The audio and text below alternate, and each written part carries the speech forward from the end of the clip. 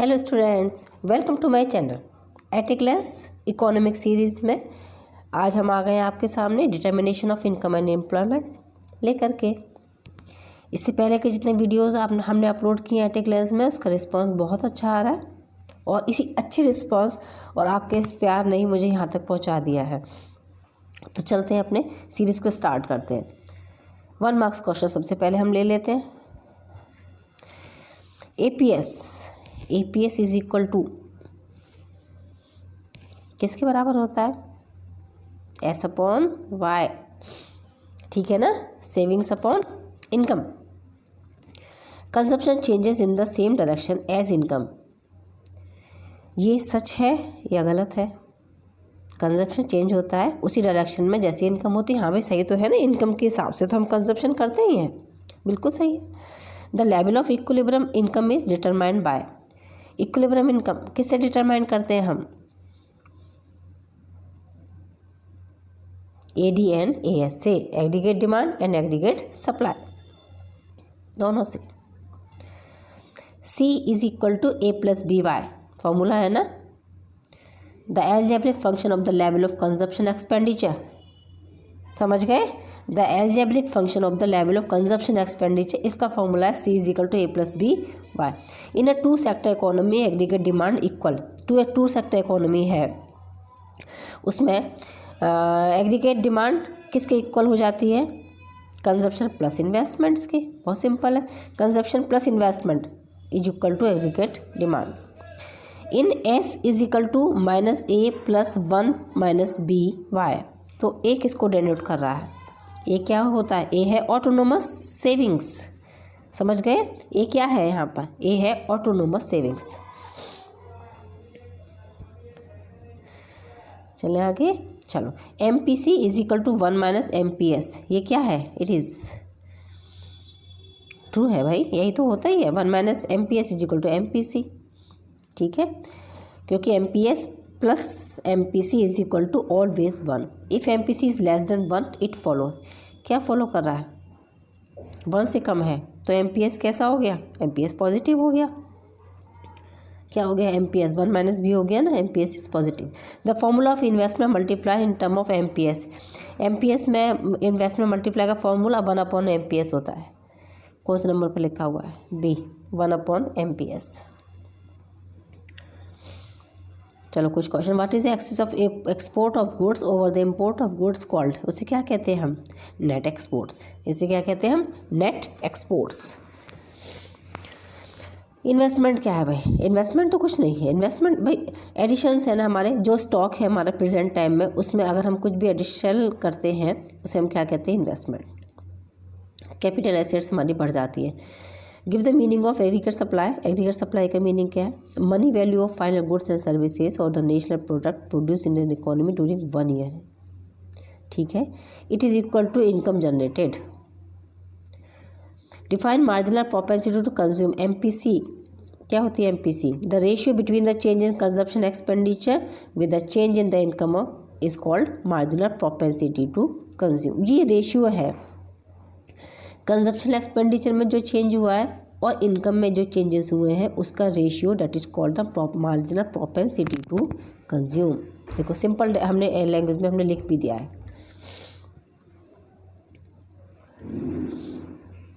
Next, give the meaning of marginal propensity to save. ये marginal propensity to save, ये ratio हो जाएगा हमारी सेविंग का, जैसे वो कंजप्शन का था। Give the meaning of aggregate demand, aggregate demand मतलब total of the demand of all goods and services in an economy during an accounting year, उसे हम कहते हैं aggregate demand. Give the meaning of autonomous consumption, autonomous consumption एक ये वो level होता है, मतलब मिनिमम लेवल का कंजप्शन होता है, जबकि आपकी इनकम ज़ीरो होगी तो भी आप कंजप्शन कर रहे होंगे अपने को सर्वाइव करने के लिए, है ना। करेंगे ना या नहीं करेंगे, बस उसी को हम क्या कहते हैं? ऑटोनोमस कंजप्शन कहते हैं, जब हमारी इनकम ज़ीरो होगी तभी भी। प्रोपेंसिटी टू कंज्यूम क्या होता है? ये तो रेशियो हो गया कंजप्शन का और एक्सपेंडिचर का।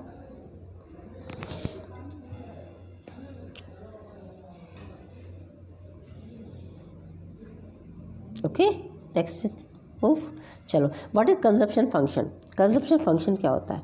ये फंक्शनल रिलेशनशिप होता है कंजप्शन एक्सपेंडिचर और इनकम के बीच में, फंक्शनल रिलेशनशिप। ठीक है। If marginal propensity to save is 3, what is the value of marginal propensity to consume? अरे वो 3 है तो 1 में से 0.3 लेस कर दो तो वो कितना हो जाएगा? 0.7 हो जाएगा, क्योंकि दोनों को हम ऐड करेंगे तो इज इक्वल टू 1 होता है। MPC plus MPS is equal to 1। Define average propensity to consume, तो रेशियो है ये कंजप्शन एक्सपेंडिचर और जो इनकम है उसी को हम क्या कहते हैं? Average propensity to consume. The ratio between the consumption expenditure and the income is known as the average propensity to consume, APC. C upon Y इसका फॉर्मूला होता है। If the value of average propensity to save 0.6, तो what will be the value of average propensity to consume? ये 0.6 हो गया तो 1 में से 0.6 लेस कर देंगे हम माइनस का, तो ये कितना आ जाएगा? 1.6 आ जाएगा। हमने सॉल्व किया हुआ है, आप देख सकते हैं उसको।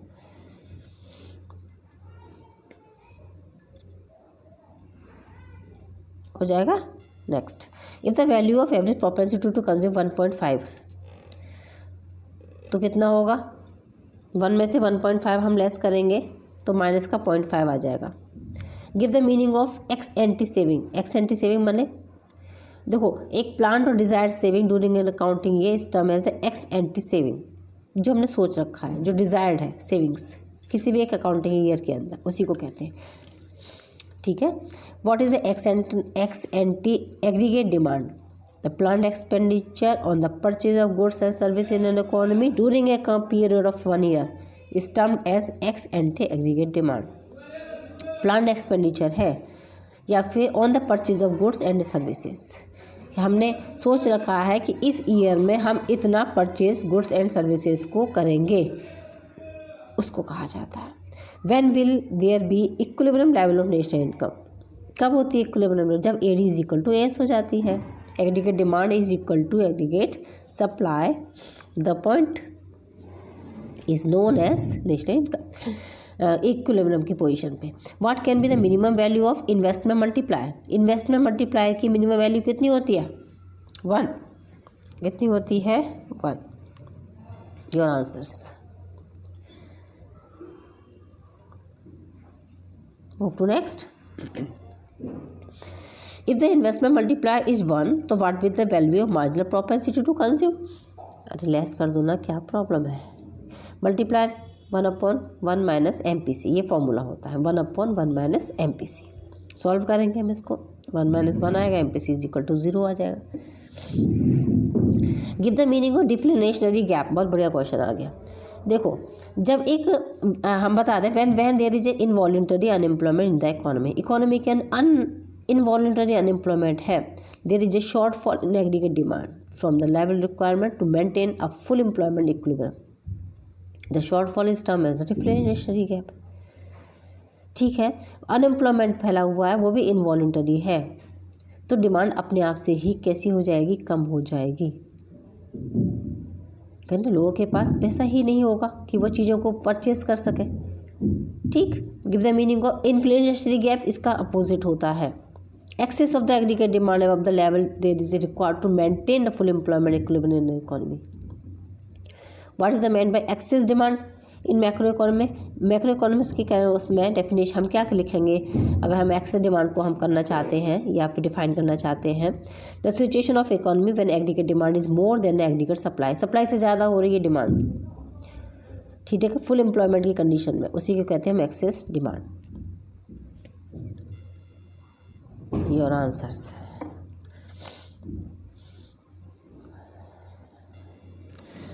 Define involuntary unemployment. Involuntary unemployment is a situation in the economy when even if people are willing to work, लोग काम करना चाहते हैं एट एग्जिस्टिंग वेजेस रेट पर उनको काम नहीं मिल रहा है। ठीक है। Define full employment. Full employment क्या है? A situation when those who are willing और able to work are getting work, मिल गया सबको, जो काम करना चाहते हैं उन्हें पूरा काम मिल जाए, जो काम करना चाहते हैं। ठीक है ना। Give the meaning of deficit demand.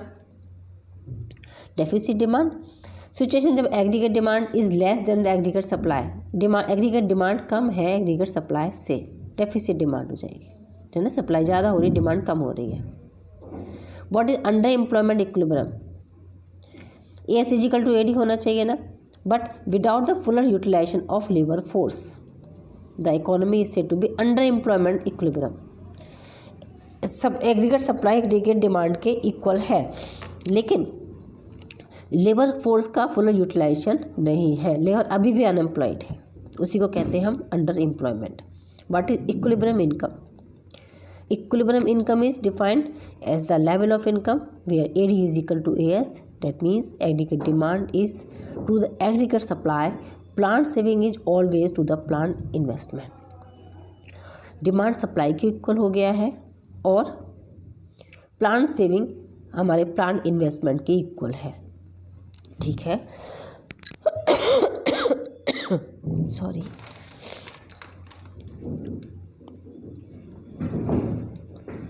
Okay, now next, why should price rise only after full employment? Full employment के बाद प्राइस राइज क्यों होते हैं?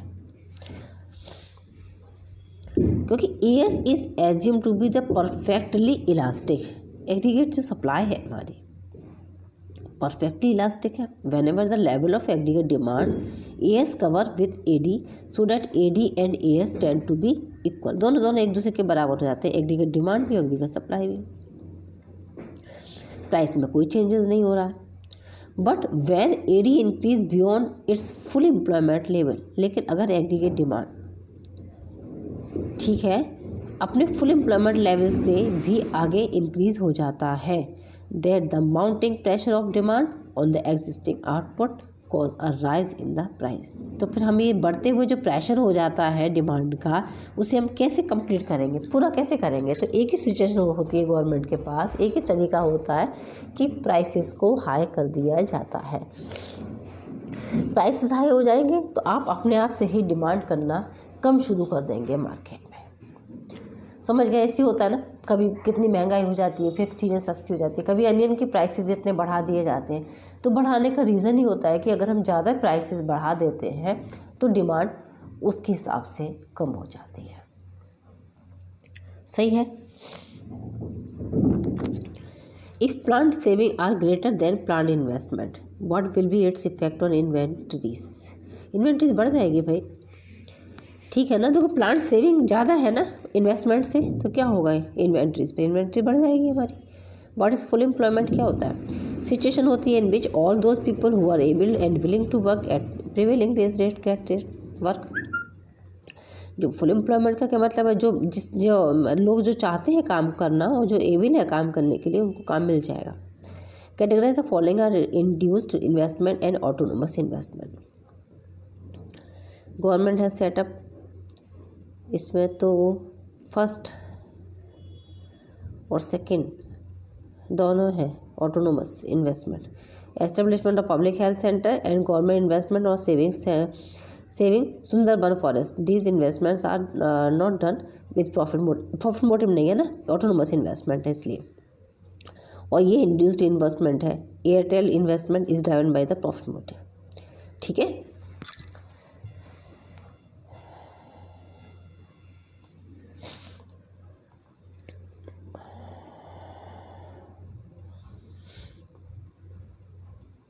क्लियर है। नाउ सम 3 मार्क्स क्वेश्चन, इसमें हम आपको कुछ न्यूमेरिकल समझा दें। Give the meaning of average propensity to save, तो ये बता दिया था अभी हमने APS, है ना। What is the relation with average propensity to save को कंज्यूम?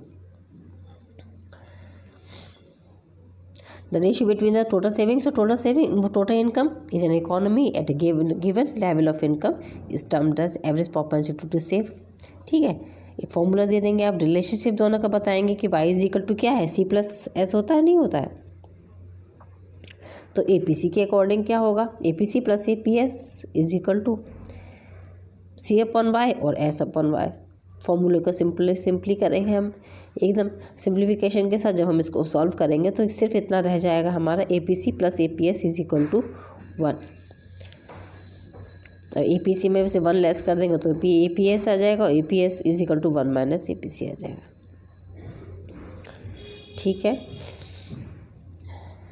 नेक्स्ट चले। Find consumption expenditure from the following.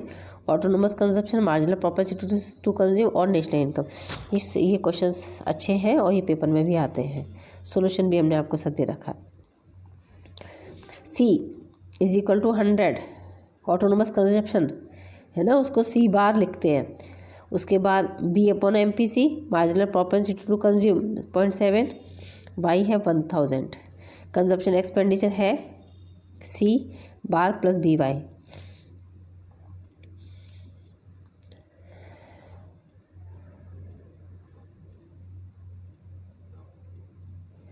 दोनों क्वेश्चन सेम है, आंसर आपके सामने है। चलें, find national income from the following, इसमें नेशनल इनकम सॉल्व करनी है आपको। Autonomous consumption, marginal propensity to consume और इन्वेस्टमेंट दे रखा है। y is equal to C plus S, y minus S is equal to C. फॉर्मूले वही रहेंगे, सारे फॉर्मूले हमने अपने वीडियो में एक साथ दे भी रखे हैं और सॉल्यूशन हमने बहुत सिंपल कर रखा है, इसीलिए। नेक्स्ट चलते हैं, इसमें इन्वेस्टमेंट हमको कैलकुलेट करना है।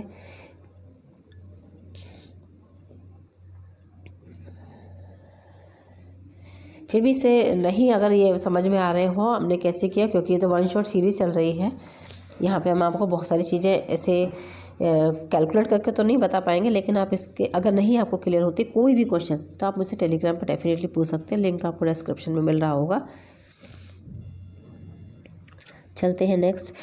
Given the national income of 80 crore and consumption expenditure is 64 crore, find out the average propensity to save when income rise is to pay 100 crore and consumption expenditure ₹278 crore. What will be the average propensity to consume and marginal propensity to consume. दोनों चीज़ें एक साथ, जितना हमने short कर सकते थे उतना शॉर्ट किया है आप लोगों के लिए कि कोई दिक्कत नहीं हो किसी भी तरीके की।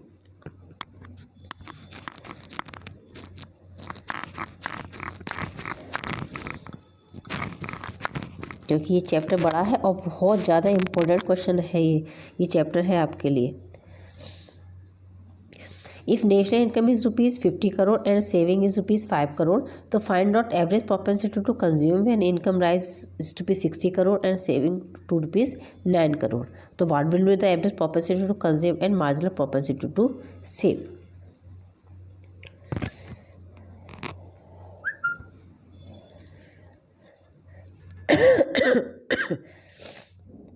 चले, if national income is 90 crore and consumption expenditure is 81 crore, find out average propensity to save when income rise is ₹100 crore and consumption expenditure is ₹88 crore. तो what will be the marginal propensity to consume and marginal propensity to save. MPS एंड MPC दोनों calculate करने हैं। In an economy, the marginal propensity to consume is 75. Investment expenditure is the economy increased by 75 crore. Calculate the total increase in national income. दोनों ही है और दोनों ही हमने बिल्कुल शॉर्ट फॉर्म में आपके कर रखे हैं। डेल्टा निकालना है यानी डिफरेंसेस दोनों का।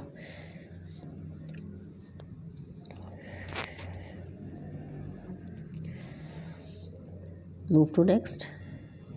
Explain the relationship between the average propensity to consume and average propensity to save. ठीक है, which of these can have a negative value and when. Explain the meaning of the marginal propensity to consume and what is the relationship between the marginal propensity to save. थोड़े से theoretical question है। APC is the ratio of total consumption of total income and APS is the ratio of total saving to income. Formula लिखेंगे, relationship clear करेंगे। Explain the meaning of marginal propensity to consume. What is the relationship between the marginal propensity to save? बहुत कुछ same है दोनों question.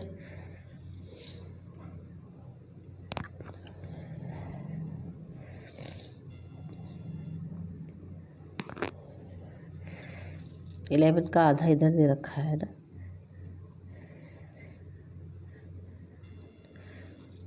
In an economy, total savings are 2000 crore and the ratio of the average propensity to save and average propensity to consume is 2:7. Calculate the level of income in an economy.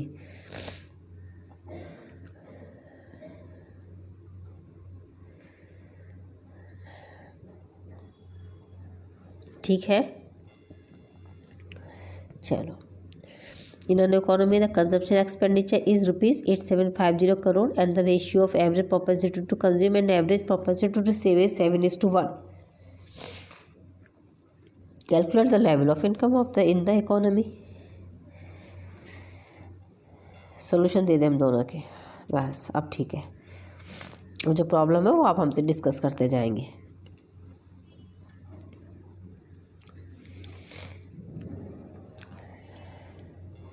चलो इसको table को हमें complete करना है। 0, 20, 40, 60 savings दे रखी हैं, MPC निकालना है और MPS निकालना है। ठीक है,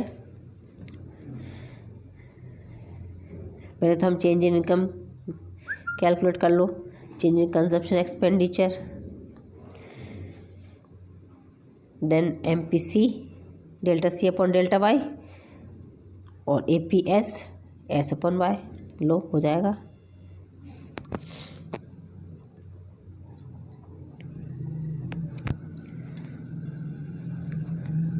एक और टेबल सेम है बिल्कुल।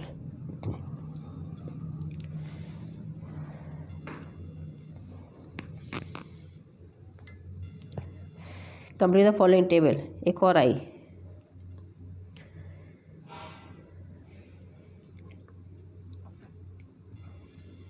ये लो,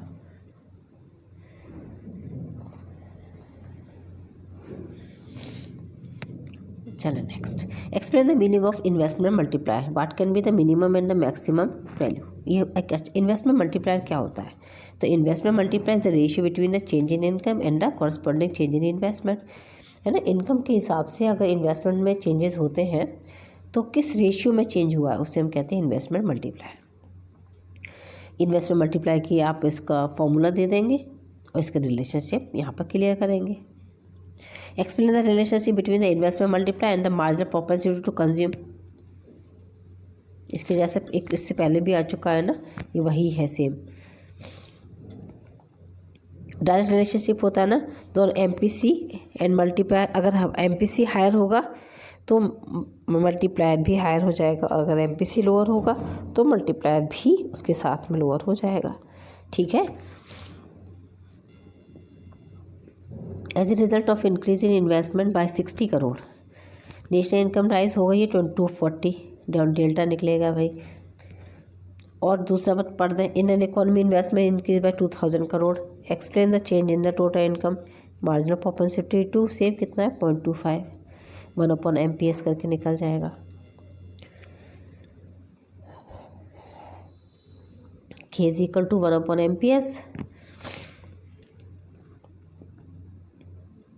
चलिए आगे।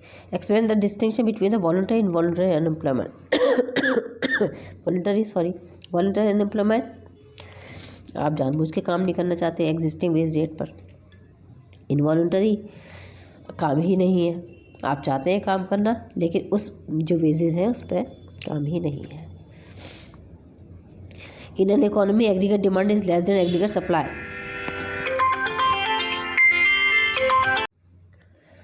Now 23rd, in an economy aggregate demand is less than the aggregate supply. Explain the changes that will take place in this economy. Aggregate demand कम हो जाती है एग्रीगेट सप्लाई। इसमें बहुत बड़े हमने डायग्राम बनाया है। चलो देखो, OX एक्सिस पे हम बनाएंगे नेशनल इनकम, OY पे बनाएंगे हम क्या चीज़ ADFAS। ठीक है।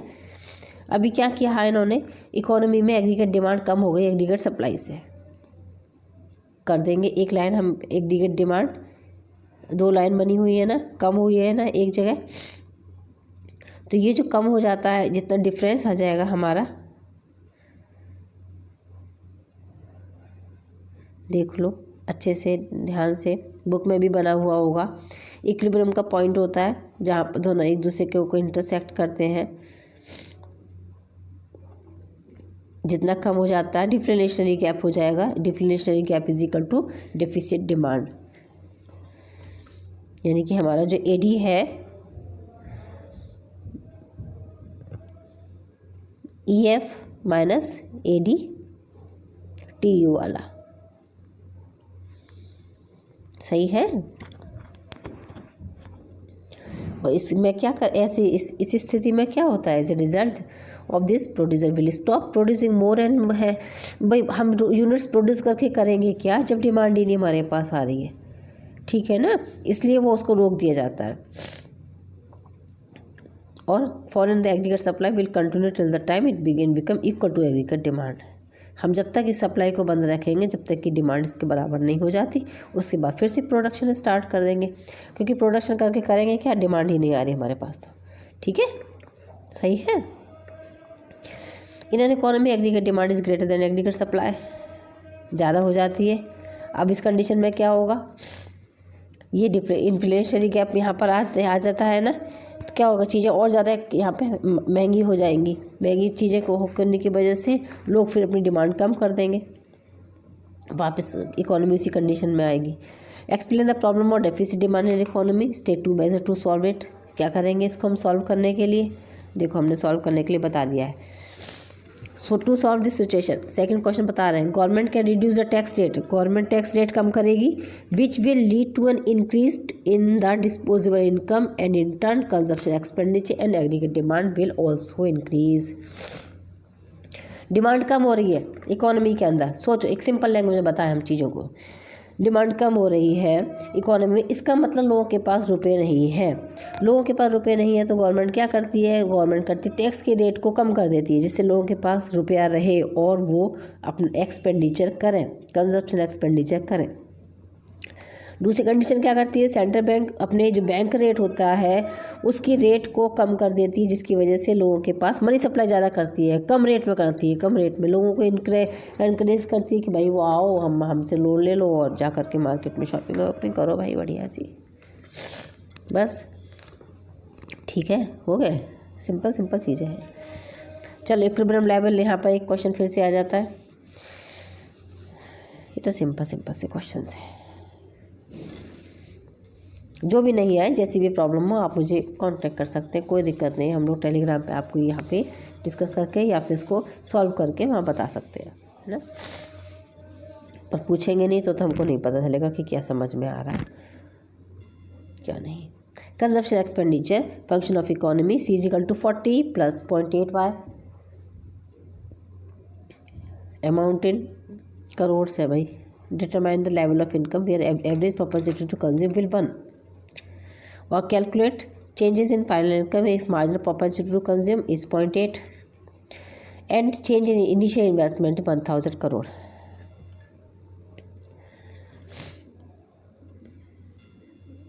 State the discussion of component of aggregate demand. Aggregate demand in a two sector economy of दूसरा न्यूमेरिकल दे दिया है, consumption expenditure, investment expenditure. Consumption expenditure is that portion of income which is spent on purchase of goods and services by the consumer, जो लोग खर्च करते हैं, ठीक है, इकोनॉमी में ड्यूरिंग एन अकाउंटिंग पीरियड। और इन्वेस्टमेंट एक्सपेंडिचर क्या है, the addition to the stock of physical capital and change in inventories of a firm in an economy. दूसरा न्यूमेरिकल सिंपल है, आगे देखो, describe the adjustment that may take place in an economy when ex ante saving are less than ex ante investment, और discuss the working of an adjustment mechanism when aggregate demand is greater than aggregate supply. Ex ante and ex post investment में differences चाहिए हमको, और can the average proportion to consume be greater than 1 से ज़्यादा हो सकता है क्या ये, देखो ex ante investment are lesser than ex ante savings, investment कम होते हैं सेविंग से, means buyers are planning to buy lesser output as to what producers are planning to produce. It will lead to rise in the plan inventories above the desired level, inventories बढ़ जाएंगी हमारी, as a result the producer will cut down production, क्या होगा, हमें अपना production कम करना पड़ेगा, leading to reduction of income till saving become equal to investment. और ये कब तक चलता रहेगा, ये जब तक चलता रहेगा जब तक कि सेविंग्स इन्वेस्टमेंट की इक्वल नहीं आ जाती है, ठीक है। ये working of adjustment of mechanism and aggregate demand is greater than aggregate supply, अगर डिमांड ज़्यादा हो जाती है सप्लाई से क्या होगा, लोग ज़्यादा खरीद रहे हैं सामान or producer are planning to produce, it will lead to the fall in plant inventories below the desired level. Plant inventories कम हो जाएंगी desired level से. The producer in turn will produce more, which will rise the income level. ठीक है, till AD become equal to AS. Differentiate between ex ante or ex post investment. Ex ante is the planned investment in which the planner plan to invest at a distinct level of income and employment in an economy, or ex post investment come into the picture when actual sales vary from the planned sales and enterprises. उसे कहते हैं ex post investment.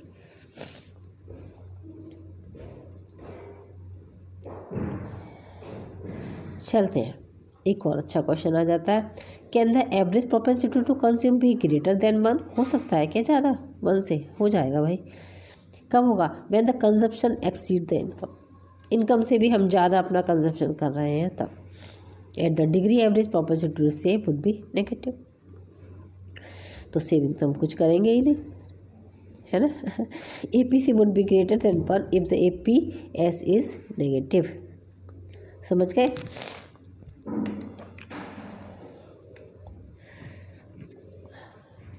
चलो, explain the role of the following in correcting the deficit demand in economy, और explain the role of the following in correcting the deficit demand in economy. Bank rate, open market operations और एक numerical है. हमने तीनों का छोटा छोटा सा लिख दिया है. ओपन मार्केट ऑपरेशंस में डेफिसिट डिमांड में क्या करते हैं? गवर्नमेंट अपनी ही सिक्योरिटीज़ को मार्केट में परचेज करती है या फिर सेल कर देती है, और डिमांड जो डेफिसिट डिमांड होती है उसको करेक्ट कर लेती है. या फिर बैंक रेट में इंक्रीज़ कर लेना और बैंक रेट को डिक्रीज़ करना. डेफिसिट डिमांड को करेक्ट करने में यहाँ पे वो लोग यूज़ कर लेते हैं इसको. और नाउ 4 मार्क्स क्वेश्चन आपके स्टार्ट हो जाते हैं यहाँ से. Define money supply and its components.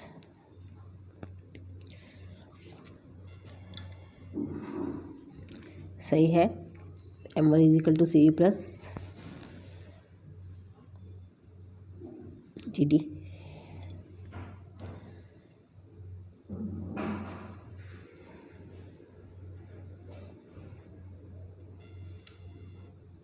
How does the money overcome the problem of barter system? State 4 functions of money. Explain any one of them. इसमें मनी के भी थोड़े से क्वेश्चंस हमने डाल दिए जिससे रिवीजन हो जाएगा आप लोगों का अच्छा सा. इसलिए चलते हैं आगे. Explain any 2 function of money और describe the evolution of money. Answer भी इसीलिए दोबारा लिख दिए कि आपको प्रॉब्लम नहीं होगी.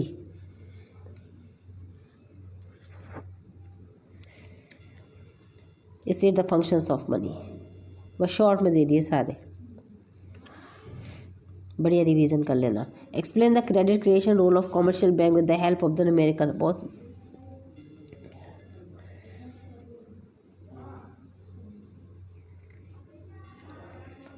Explain how do open market operation by the central bank effect money creation by the commercial bank.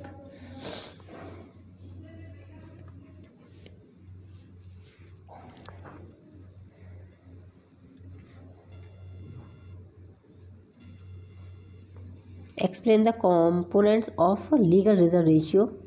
Cash reserve ratio होता है और एक स्टेट रिजर्व रेशियो होता है ना. और how do the changes in bank rate effect money creation by the commercial banks. Explain bankers bank and supervisor function of the bank central bank. I have already explained in my previous video. Give 4 agency function of commercial banks. Explain the leading function of the commercial banks, or explain how open market operations help in the control the credit creation.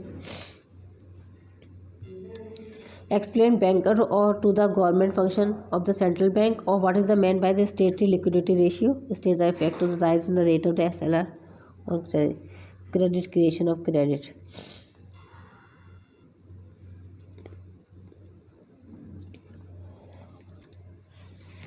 I think हमने इसलिए अभी इसको explain नहीं किया कि explain पहले कर चुके थे, अननेसेसरी हम आप लोगों का टाइम वेस्ट नहीं करेंगे।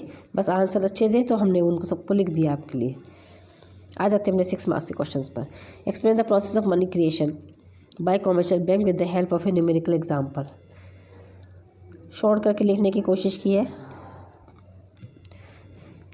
Credit multiplier, what role it play in determine the credit creation power of the banking system. ये एक अच्छा क्वेश्चन है। Credit multiplier measure the amount of money that the bank are able to create the in form of the deposit with every initial deposits.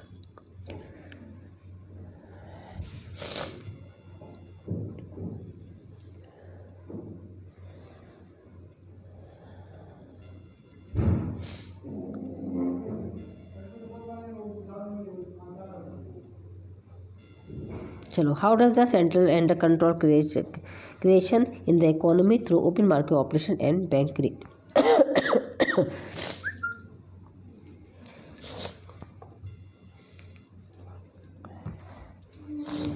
I think आपको ये समझ में आ गया होगा। एक्चुअली ये सारे जो टॉपिक हैं आपके मैक्रो इकोनॉमिक्स में, एक दूसरे से रिलेट है। आपका जो इससे पहले की जो यूनिट है मनी एंड बैंकिंग, और एक ये यूनिट, ये बहुत सारी जो यूनिट एक दूसरे पर डिपेंड है। क्वेश्चंस भी एक से हैं। हमने यहाँ पे आपको रिवीजन अच्छा सा करा दिया, और यहाँ तक बने रहने के लिए और वीडियो को यहाँ तक देखने के लिए बहुत सारा थैंक यू। नेक्स्ट वीडियो का वेट करना। Okay children, take care, good bye.